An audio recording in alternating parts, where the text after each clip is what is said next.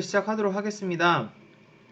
반려동물 외과 간호학 지난 시간에 이제 첫 시간을 배웠고, 지난 시간에 이제 말씀드린 내용 조금씩 이제 정리를 해드릴게요. 그래서 어쨌든 뭐 반복적으로 좀 보게 되면 여러분들이 조금 쉽게 익힐 수 있기 때문에 지난 시간에 어떤 내용 배웠는지 뭐 그냥 짧은 시간 동안 잠깐만 리뷰하면서 지나갈게요. 지난 시간에 말씀드렸던 부분은 이제 외과라는 부분은 수술하는 분야. 그래서 수술 전부터 후, 그리고 수술하는 중간에 중요한 게 마취죠.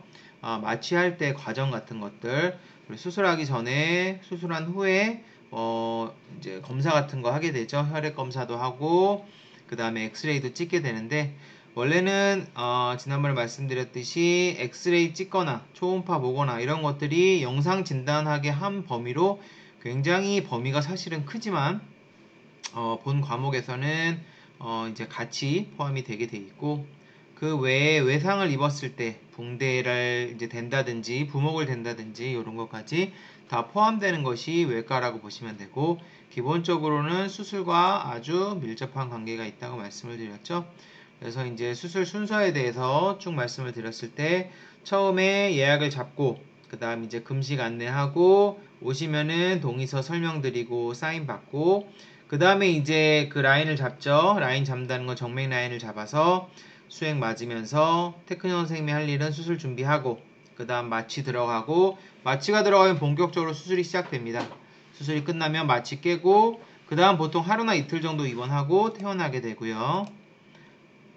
그래서 요거는 이제 해피콜 어떤 식으로 해야 되는지, 요거는 동물병원 실무 시간에도 이제 말씀드렸던 부분이고, 이번 수속 시에 어떤 것들 챙겨야 되는지, 그리고 예시로 보여드렸던 수술 요청이나 서약서, 동의서에 꼭 사인을 받아야 된다고 말씀드렸고, 왜냐면은 마취를 하거나 수술을 하는 중에 사망하는 경우가 있기 때문에 이런 것들을 받지 않았으면 병원에서 이제 법적 책임을 지게 되는 거죠. 사고임에도 불구하고.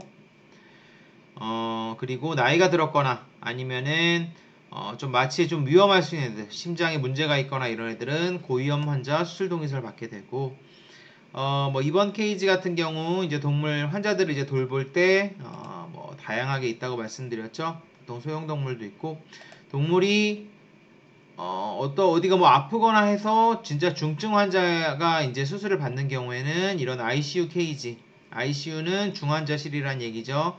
인텐시브 케어 유닛이라 그래서 이런 식으로 이제 산소 공급도 계속되고 온도랑 습도 같은 것도 일정하게 유지될 수 있는 케이지에서 하게 되고, 환자를 이제 관리할 때 요거는 뭐 기본적인 내용이지만 여닫을 때 이제 주의해야 되고, 그리고 입원 환자 체크리스트 같은 경우에는 어때요?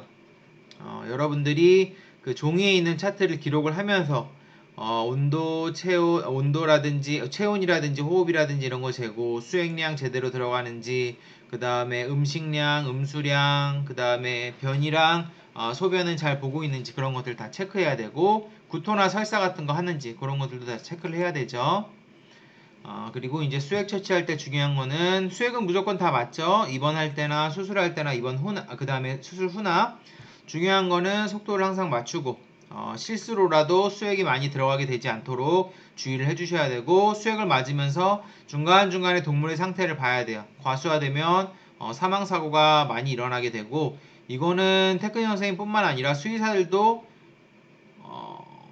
동물을 많이 죽입니다. 이것 때문에. 그래서 과수화 절대 발생되지 않도록 잘 체크해 주시고, 치료나 투약하는 부분들, 수액, 처치 이런 것들 여러분들이 그 체크리스트에다가 잘 체크해 주시고, 수의사들이 이런 부분 체크하고 가면은 여러분들이 잘 모니터링을 이제 시간대별로 해주셔야 되고, 그 다음 뭐 식이, 음수, 활동성, 배변, 배뇨, 구토, 설사 같은 것도 잘 봐주셔야겠죠. 케이지 청소할 때도 변을 받거나 아니면은 뭐 토를 했거나 그랬을 때 케이지 이제 청소해 주셔야 되고,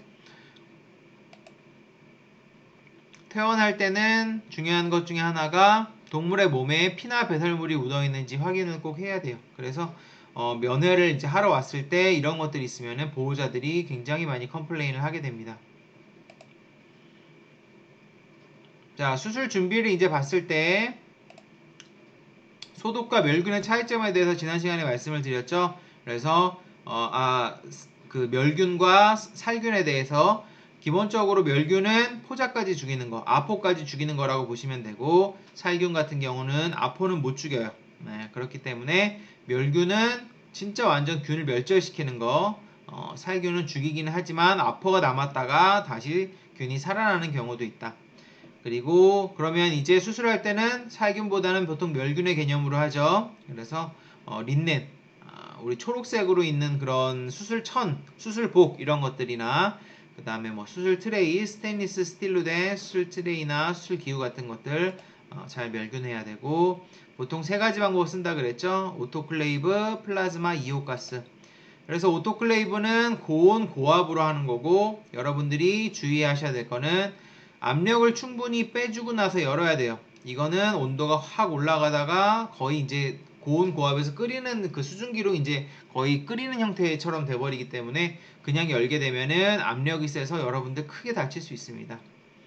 그리고 물의 양이 충분한지 수시로 확인해주고, 안전상 유의점 주의해주시고, 121도 15분 이상에서 고온 고압으로 한다고 말씀을 드렸고요. 특징은 이렇게 이제 생겼다 그랬죠. 물의 양 잘 체크해 주시고, 압력 떨어지고 나서 열어야 돼요. 그래서 돌리는 시간은 보통 이제 한 15분 정도밖에 돌리지 않지만, 처음에 온도를 올리는 과정, 그 다음에 끝나고 나서 온도를 낮추는 과정까지 이제 들어가기 때문에 실질적으로는 한 2시간 정도 걸린다고 보시면 됩니다. 냉각 시간 1시간 정도 필요하다고 말씀드렸고요. 그래서 보통 이제 수술천이라든지 그런 것들 다 할 수 있고, 그 다음에 쇠로 된 거, 그쵸? 스테인리스 스틸로 된 뭐 가위라든지 포셉이라든지 이런 거 다 할 수 있습니다. 못하는 건 뭐라 그랬죠? 리가슈어 같이 플라스틱으로 된 거는 고온 고압이니까 녹아버린다고 말씀드렸고, 이런 테이프 붙여서 한다고 말씀드렸고요. 이오가스는 유독성이 있기 때문에 이 안에서 환기가 다 된 후에 오픈을 할 수 있다고 말씀드렸고, 오토클레이브처럼 고온 고압이 아니라 실온에서 멸균할 수 있다고 보시면 돼요. 그리고 플라스틱으로 된 것도 가능하고요. 물품이 제대로 건조된 상태에서 멸균이 가능하기 때문에 물기를 잘 제거하고 멸균을 해줘야 됩니다. 저온 멸균기라고도 부르고, 다 좋은데 멸균 시간 자체가 길다기보다는 나중에 공기 정화에 많은 시간이 소요돼요. 그래서 한 2번 정도밖에 하루에 쓸 수 없다고 말씀드렸고, 물기가 있는 제품과 가죽 물품, 그래 천으로 된 것 같은 경우 가죽 천은 저기 뭐 상관이 없겠지만, 가죽 물품 같은 것들은 이제 사용할 수 없다고 이제 말씀을 드렸고, 플라즈마는 일단 가격이 비싸고 과산화수 가스를 이제 이용해서 하는 거라고 보시면 되고요. 다 좋아요. 시간도 굉장히 짧고 고온 고압도 아니고, 다만 천이라든지 린넨이라든지 그런 것들은, 수술복이라든지 이런 것들은 플라즈마에서 할 수 없기 때문에 보통 오토클레이브를 사용하게 됩니다. 네, 차이점들 그때 말씀드렸고, 소독하는 방법 같은 경우는 알코올도 있고, 그 다음에 차 염산 나트륨이 뭐라고 그랬죠? 네, 락스 계열은 보통 뭐 바이러스, 저기 뭐야, 파보라든지 아니면은 뭐 칼리시 바이러스 같은 그런 좀 안 죽는 전염성이 센 바이러스 할 때 좀 많이 쓰게 되고, 그 다음에 요오드, 그 다음에 글루타르 알데히드 같은 거, 이런 것들 이제 사용하게 됩니다. 그래서 클로르엑시딘도 많이 쓰는데, 요거는 색깔이 이런 파란색 계열이랑 분홍색 계열이랑 좀 다르진 않고, 두 종류가 있다고 보시면 되고요. 그래서 뭐 염소 계열, 그쵸? 그 다음 클로르엑시딘, 요오드, 그 다음 벤제알코늄 같은 것도 많이 쓰고요. 차이점 같은 것들 보시면 되고, 병원에서 자기들이 가지고 있는 희석 배율이 있어요. 그래서 그 희석 배율에 맞게 사용하시면 되고, 다만 이제 락스를 쓰실 때 주의하실 점은 금속을 부식시킨다고 말씀드렸죠. 그래서 금속을 혹시라도 닦을 때에는 빨리 쓰고 확 닦아주든지 아니면은 사용하지 않는 게 좋습니다. 그렇게 되고, 뭐 정제수로 이제 희석하게 되고요. 비슷한 내용이고, 요거는 이제 요 표는 지난번에도 어제도 이제 보여드렸죠. 그래서 파보라든지 칼리시 같은 이런 애들은 에탄올이 듣질 않아요. 에탄올이 되게 좋은데 그래서 이런 경우에는 락스 계열을 사용한다 그랬고, 크레졸은 냄새가 많이 나서 요새는 많이 이제 사용하지 않는 거라고 보시면 되고, 그렇지 않으면 거의 다 에탄올 계열로 다 소독이 된다고 보시면 됩니다. 우리가 하는 코로나 있죠? 개 코로나는 이제 설사를 일으키는 코로나가 있고 사람이 걸리는 코로나랑은 좀 달라요.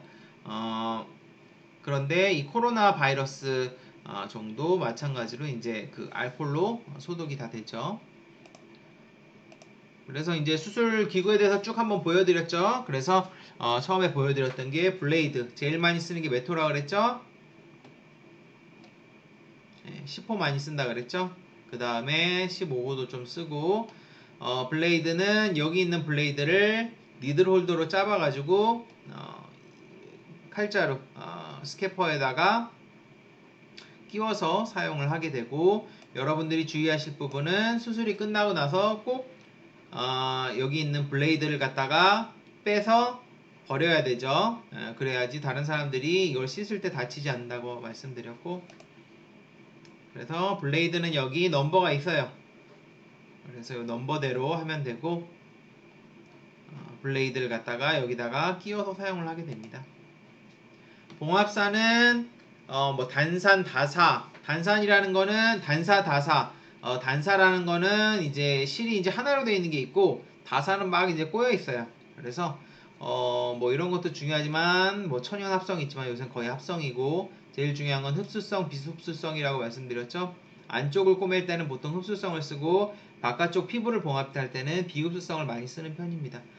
그래서 흡수성은 이름을 조금 알아두라고 말씀드렸어요. 뭐 비크리린이, PDS니, 맥슨 이런 것들 흡수성이고, 비흡수성은 제일 대표적인 게 나일론. 앞에 뭐 폴리 어쩌고 저쩌고 실들이 다 그렇게 이름이 붙는다고 보시면 되고, 여기를 봤을 때 실의 크기는 숫자가 커질수록 작아져요. 그래서 3제로가 있고 4제로, 5제로, 6제로 이렇게 있으면 6제로가 3제로보다 훨씬 가늡니다. 그쵸? 숫자가 작을수록 커진다고 보시면 돼요. 네, 그렇게 되고, 그래서 여러분들이 이제 그 수의사가 무슨 실을 건네주세요 하면 딱 맞춰서 이제 실을 건네줘야 돼요. 그래서 네, 그래서 이제 그 실을 이제 건네줘야 되죠. 그렇죠? 그래서 뭐 3제로, 4제로 제일 많이 써요. 그래서 뭐 2제로도 가끔 쓰고 3제로 이제 주세요, 4제로 주세요, 나일론 주세요. 여기 보면 뭐라 써 있죠? 비크릴 주세요. 이런 식으로 해서 건네주면 됩니다.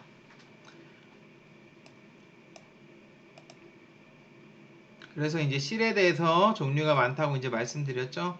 요거는 이제 상품명이고 사실 여기가 오리지널 네임이에요. 원래 이름인데 폴리 글리코릭 뭐 이런 식으로 이름이 돼 있는데, 병원에서는 이렇게 안 부릅니다. 뭐 덱슨 주세요, 뭐 맥슨 주세요 이런 식으로 이제 부르니까 요 이름은 오히려 잘 알고 있어야 되고,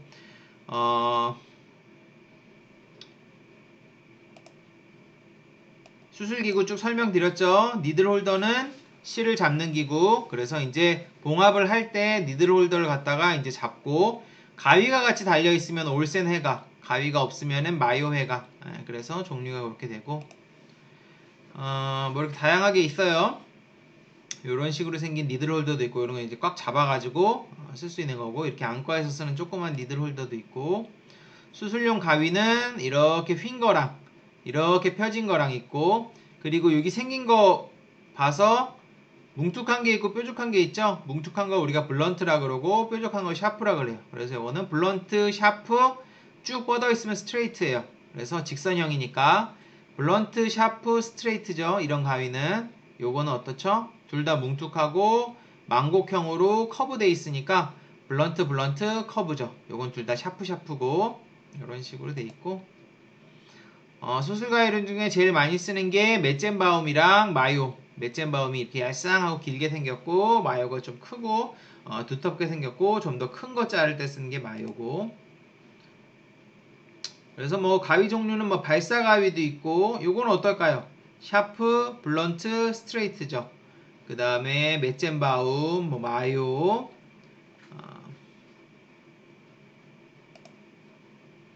붕대 가위 같은 것도 많이 쓴다고 했죠. 특히 라인 같은 거 짤 때, 그 라인 같은 거 하고 나서 그러면 그 코반 같은 거 이제 감아 놓죠. 코반 뭔지 아시죠? 감아놓고 그거 이제 제거할 때 많이 쓴다고 말씀드렸고, 발사가위는 수술하고 나서 실 제거할 때 많이 쓰고요. 지혈겸자는 뭐라 그랬죠? 혈관을 잡아주는 게 지혈겸자죠. 그래서 혈관을 잡아서 출혈을 억제하는 역할. 수술을 하다 보면 결국은 어떤 뭐 째고 그렇게 되죠. 그럼 혈관도 같이 째지죠. 그러면은 혈관이 잘리는 건 상관이 없는데 자르면 어떻게 돼요? 혈관이 피가 거기서 줄줄줄줄 나오죠. 그러면은 혈압이 떨어지고 응급 상황이 올 수도 있죠. 예, 그렇기 때문에 피가 나오지 않도록 혈관을 잡은 상태에서 이제 잘라주는 거죠. 그러면은 혈관이 잡혀 있으니까 피가 더 나오진 않죠. 그래서 지혈겸자 그런 역할을 하고, 제일 많이 쓰는 게 뭐라 그랬죠? 모스키토랑 켈리를 가장 많이 써요. 요건 아주 얇은 혈관, 요거는 조금 큰 혈관. 그리고 로체스터 카말트 같은 경우는 뭐 아주 큰 혈관이나 아니면 중성화 수술할 때 자궁을 잡는 용도로 쓰게 됩니다. 이런 식으로 지혈겸자로 혈관을 딱 잡아줘요. 써보셨죠? 그래서 이렇게 딱 걸면은 걸려요. 그러면은 혈관이 잘 고정이 이제 돼서 피가 나오지 않고, 조직겸자는 조직을 잡는 거. 이빨이 있는 앨리스 겸자가 있고 이빨이 없는 바쿡 겸자가 있다고 말씀드렸죠. 그래서 조금 민감한 조직, 뭐 잘 찢어질 수 있는 조직은 바쿡으로 잡고 있어야겠죠. 이빨이 없으니까. 그리고 요거는 백하우스 겸자도 있죠. 백하우스는 무슨 용도라고 말씀드렸죠? 예, 요렇게 많이 봤을 거예요. 수술하는 거 이제 구경했으면은 여기에 이렇게 천이랑 살이랑 같이 찝을 때 백하우스를 하나, 둘, 셋, 네 개 쓰는 거죠. 그럼 수술창이 어떤 식으로 되죠? 딱 네모나게 나오는 거죠. 그리고 이런 식으로 수술창 만들 때는 어때요? 이때도 백하우스를 내면에서 찝습니다. 그러면은 고정돼 가지고 피부랑 여기 있는 이 수술포랑 고정이 돼서 움직이지 않는 거겠죠. 포셉, 우리가 일반적으로 얘기하는 이 핀셋이 포셉이라고 말씀드렸죠. 유구가 있고 무구가 있고, 유구는 이빨이 있는 거, 무구는 이빨이 없는 거. 기타 기구는 이거 론저 같은 경우는 뭐라고 말씀드렸죠? 뼈 같은 거 짚거나 아니면 뭐 좀 부술 때도 쓸 수 있어요. 그리고 뭐 센이라든지 이런 것들, 센이라든지 아니면 뭐 스페이 훅이라고 해가지고 중성화 수술 같은 거, 여아 중성화 할 때 이렇게 이제 난소 걸어서 할 때 쓰이는 게 있을 수 있고요. 그 다음에 이건 개창기 수술부 이제 조금 여는 거. 수술기구 준비에 대해서는 수술팩이 이런 식으로 많이 보셨죠? 병원에 실습하다 보면.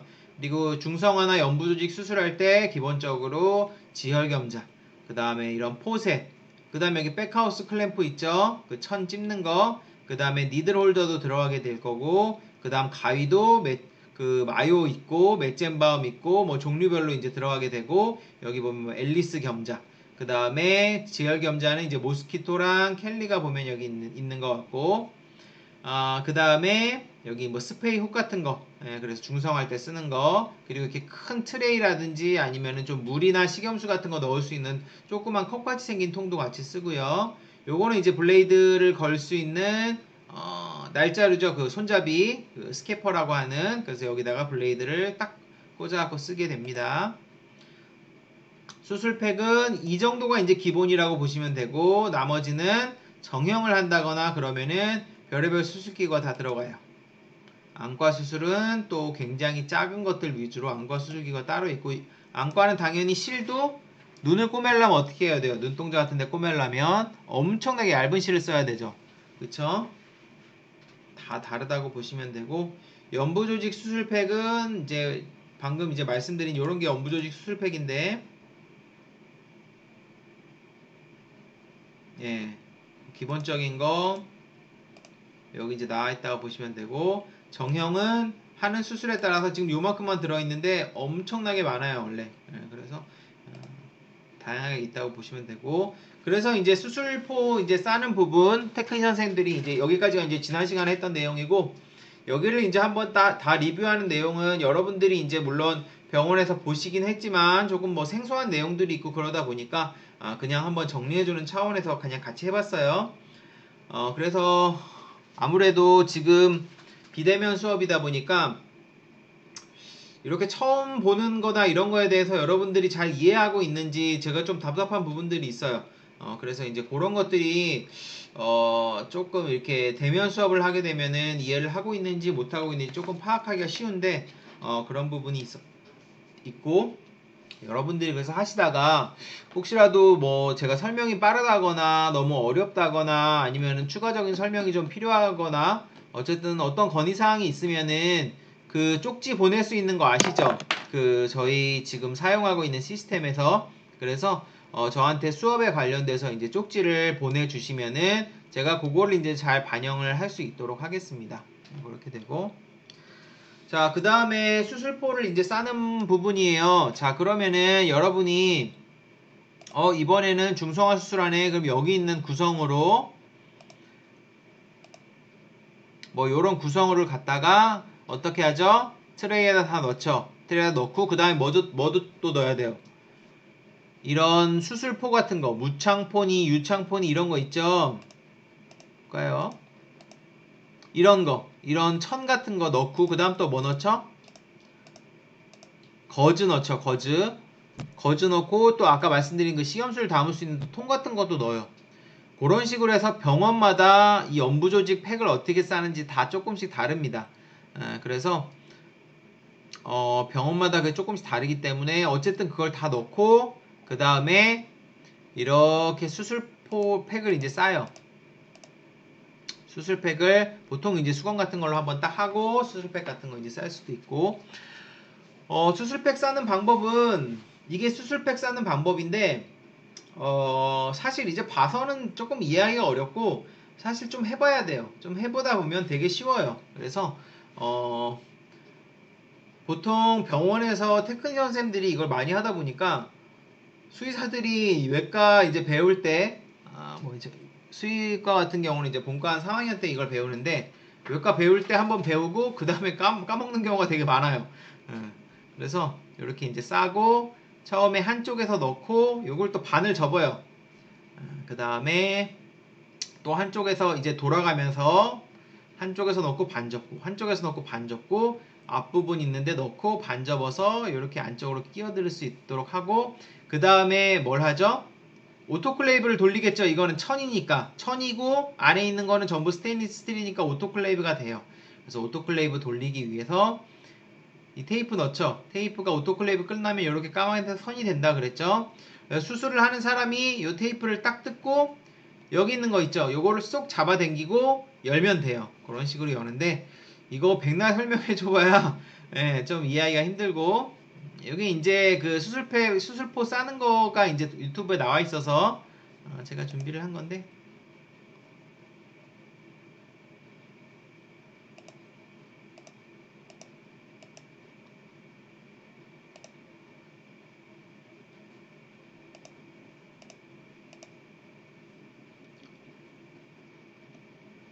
어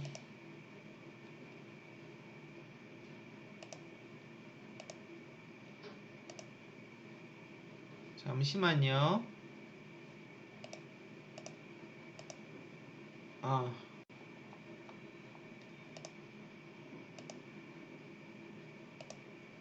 이게 그림인가 지금? 아, 이거 그림인 것 같아요. 동영상은 조금 뒤에서 나오는 것 같아요.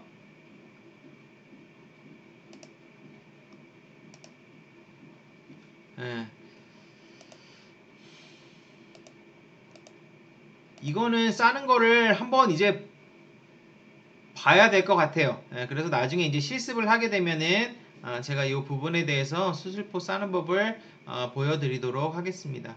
그래서 뭐 유튜브 같은 걸로 검색하면은 사실 금방 나와요. 수술포 싸는 거.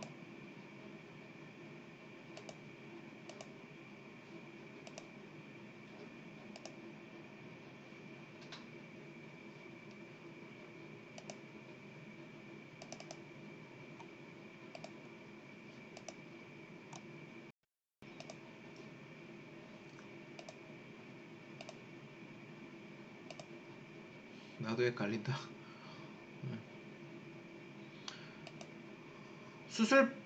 수술포는 요 안에다 이제 트레이를 놓고 한쪽씩 싸는데 요거는 나중에 이제 실습할 때 한번 해보도록 할게요. 여러분들이 병원에 있으면서 요거를 제 생각에는 해봤을 것 같아요. 한번 해보라고 해서. 왜냐하면 테크니션 선생님들이 수술 끝나고 하는 업무가 이게 되게 많아서. 수술 가운 같은 경우는 이제 어떻게 접죠? 요새는 가운을 안 접고 일회용 가운을 쓰는 경우가 되게 많아요. 그래서 가운을 안 접는 병원들이 많기는 많습니다. 그래도 어쨌든 기본적으로 이제 하는 방법은 알아놔야 돼요. 보통 이제 사각 테이블 위에 팔이 양쪽으로 가도록 이제 펼쳐놓고 한쪽씩 접고 한쪽씩 접고 그 다음에 이제 아코디언 접듯이 이제 접게 되고 그 다음에 위에다가 이걸 헉타월이라 그래요. 헉타월. 헉타월을 왜 하냐면 수술하기 전에 손 씻죠. 스크럽이라 그래서 스크럽을 하고 나서 그럼 손을 좀 닦아야 될 거 아니에요. 물기가 많으면은 아무래도 미생물이라든지 미생물이 번식하거나 오염이 되기 쉬우니까 헉타월을 이렇게 한 장 이렇게 딱 집어가지고 손을 닦고 또 반대편으로 손을 닦고 그 다음 헉타월 버리고 그 다음에 수술 가운을 집어서 이제 입어요. 이제 그렇게 되니까 헉타월을 위에다 같이 올려주고 그 다음에 요새는 이런 옛날엔 천으로 다 쌌는데 요새는 이걸 뭐라고 얘기하는지 모르겠는데 그 보통 이런 종이 같은 거 그 파란색으로 된 그런 하늘색 종이 같은 게 있어요. 그래서 이 종이로 싸고 마찬가지로 이제 수술 가운 접는 그 수술포 접는 거랑 비슷하게 이런 식으로 가운도 이렇게 접게 됩니다. 그래서 이것도 마찬가지로 여기 있는 부분을 쏙 당겨주면은 이렇게 펴갖고 내 방향으로 펴서 이제 옷을 입을 수 있게 돼요. 그래서 헉타올로 닦아주고 여기 보시면은 조그만 선 있죠. 요걸 갖다 이렇게 살짝 들어요. 살짝 들어서 이쪽 팔 넣고 이쪽 팔 넣고 그런 식으로 입습니다. 네, 이게 수술 가운 접는 거고 이게 제가 기억으로는 이제 유튜브로 제가 이제 준비를 해왔던 것 같은데 예, 여기 지금 재생이 안 되네요. 나중에 한번 보여드릴게요.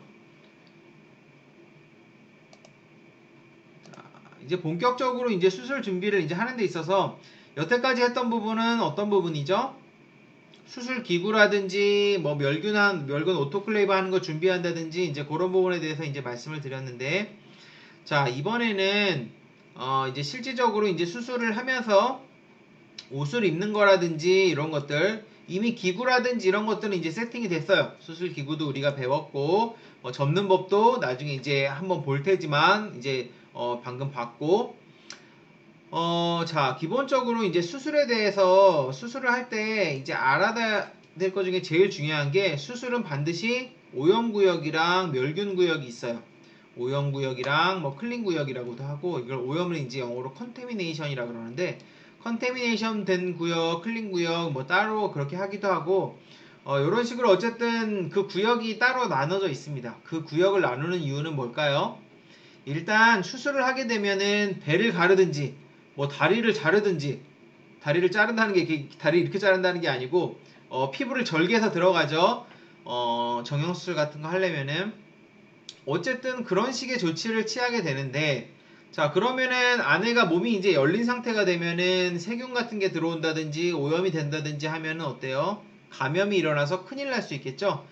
그렇기 때문에 수술을 할 때는 반드시 멸균 구역에서 수술을 해야 됩니다. 그래서 수술 시에는 멸균 구역 멸균 수술이 이루어지는 공간으로서 기본적으로는 환자, 그쵸?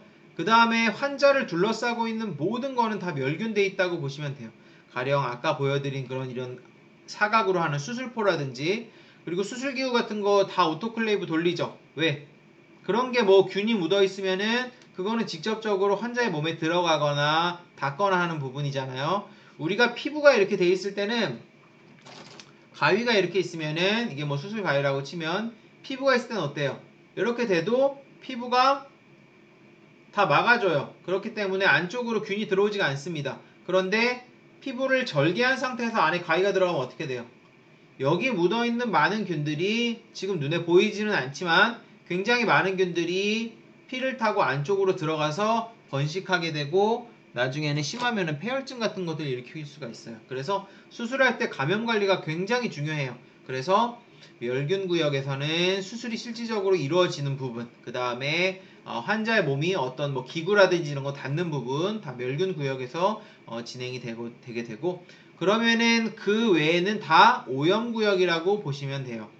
우리가 수술을 하게 되면은 여기 있는 부분은 결국은 멸균 구역이 되는 거예요. 이 부분 절대 환자의 몸을 포함해서 특히 절개되는 부분에 뭐 의사가 수의사가 손 넣고 그 다음에 수술기구 넣고 하니까 여기는 완전 멸균 구역이죠. 그리고 수의사 자체도 어때요? 이것저것 다 쓰고 마스크 쓰고 그 다음에 수술복 같은 거 다 멸균된 수술복 다 갖춰 있고 그러죠. 땀이라든지 침이라든지 떨어지면 안 되니까. 자, 그래서 오염 지역, 얘도 멸균 구역이죠. 수의사가 지금 그 테이블을 지금 두 개를 놓고 여기 있는 것들을 여기 이제 수술기구라든지 거즈라든지 이런 것들을 왔다 갔다 하면서 쓰고 있어요. 그러면 이런 부분은 이제 멸균 구역이에요. 여기 이제 빛이 나는 부분은. 그래서 멸균 구역 같은 경우는 정말 오염에 유의를 해야 됩니다. 멸균 구역에 있는 애들이 오염 구역으로 나가는 건 상관이 없어요. 대신 멸균 구역으로 다시 들어오면 안 되겠죠. 오염 구역에 있는 게 멸균 구역으로 절대 들어오면 안 돼요. 멸균 구역으로 들어오려면 뭐든지 오토클레이브를 돌렸든 뭘 했든 다 멸균이 된 상태로만 이제 들어올 수 있습니다. 자, 그렇기 때문에 실수했다가 제일 욕먹기 쉬운 부분이에요. 여러분들이 이제 수술실에 들어가면은 수의사들이 조금 민감해요.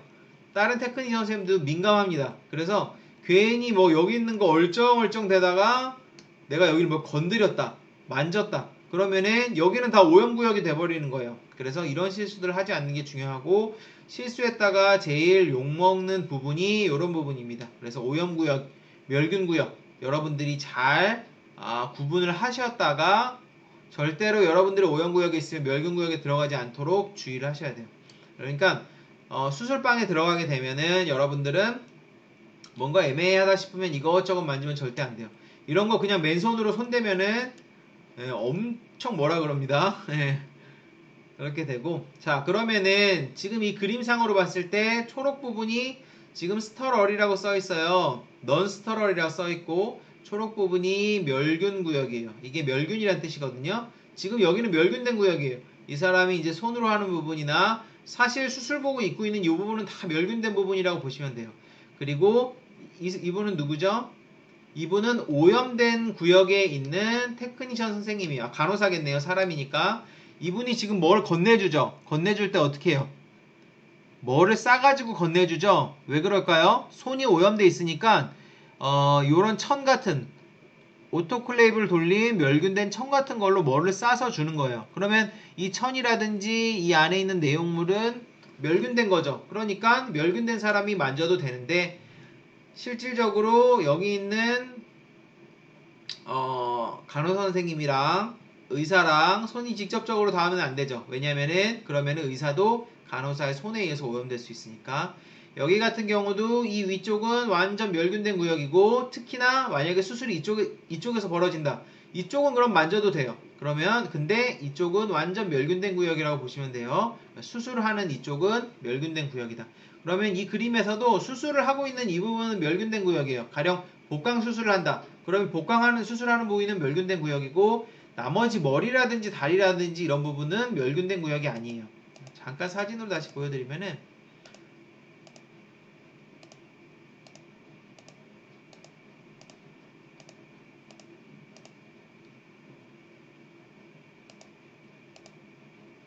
아까 보시면은 천 덮었죠. 그쵸? 천을 덮고 백하우스 포셉으로 이렇게 내면을 찝었어요. 그러면 여기라든지 여기 이제 절개하는 부분이겠죠? 이렇게 오픈된 부분은 그 다음 이 천이라든지 이거는 다 멸균된 구역이죠. 그런데 머리 쪽이라든지 다리 쪽이라든지 이쪽은 천이 안 덮여 있을 거 아니에요? 그 부분은 오염된 구역이에요. 그래서 천이 있는 부위랑 실제 수술 부위 같은데 이 부위는 이렇게 넓게 멸균 구역을 형성하고 그 외의 부분은 오염구역이기 때문에 만져도 관계가 없겠죠.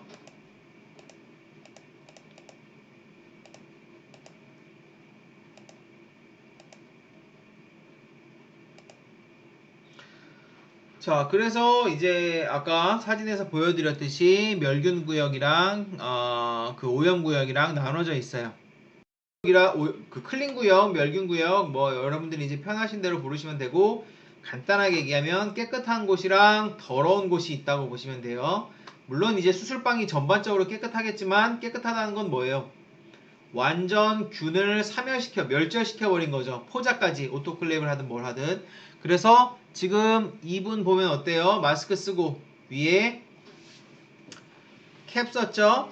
헤어캡 쓰고 지금 보시면은 완전 무장을 해놨죠. 그리고 여러분들이 병원에서 입는 스크럽 있죠. 스크럽 뭐죠? 스크럽이라고 불리는 반팔로 된 거, 그 다음 뭐 V넥으로 돼서 파란색이나 녹색으로 돼서 바지 돼 있고, 스크럽 위에다가 지금 수술복을 입죠. 그런 스크럽을 내피라 부르고, 이런 그 수술복을 갖다가 외피라 불러요. 그래서 내피를 입고 그 위에 이제 나 이제 수술 들어간다 하면 외피를 입는데, 외피는 당연히 어떻게 돼 있어야겠어요? 이렇게 다 멸균이 돼 있는 거예요. 장갑까지 다 멸균된 상태로. 그러면 여러분이 이제 수술 시작한다 하고 이분이 이렇게 갇혀 있고 왔어요. 이분을 함부로 만지면 안 되겠죠. 그래서 이분들은 항상 이렇게 손을 들고 다니면서 다른 데 닿지 않도록 주의하면서 다녀요. 여러분이 이제 그 수의사가 아니라 보조할 때도 이런 식으로 하고 들어가겠죠. 그럼 여러분도 다른 데 닿지 않도록 굉장히 주의해서 왔다 갔다 해야 됩니다. 지금 딱 보기에 이분은 어때요? 클린 구역에서 뭐를 만지고 있는 것 같죠? 중무장을 한 걸로 봐서는. 그래서 여기 있는 수술기구는 다 어때요? 다 멸균된 거예요. 오토클레이브 돌리고. 그러니까 멸균된 사람만 만질 수 있고, 환자를 지금 돌보고 있는 이 사람들도 다 온몸이 다 지금 멸균된 사람들이에요. 그래서 함부로 이런 기구 같은 거 만지면 안 되고, 그럼 요 구역이랑 요 구역은 멸균 구역이겠죠. 여기 문이라든지 뭐 모니터라든지 이런 것들은 오염된 구역이겠죠. 네, 그래서 여러분들이 딱 봤을 때 만져야 될 것과 만지지 말아야 될 것을 구분을 할 수 있어야 됩니다. 네, 잠깐 쉬었다 하겠습니다.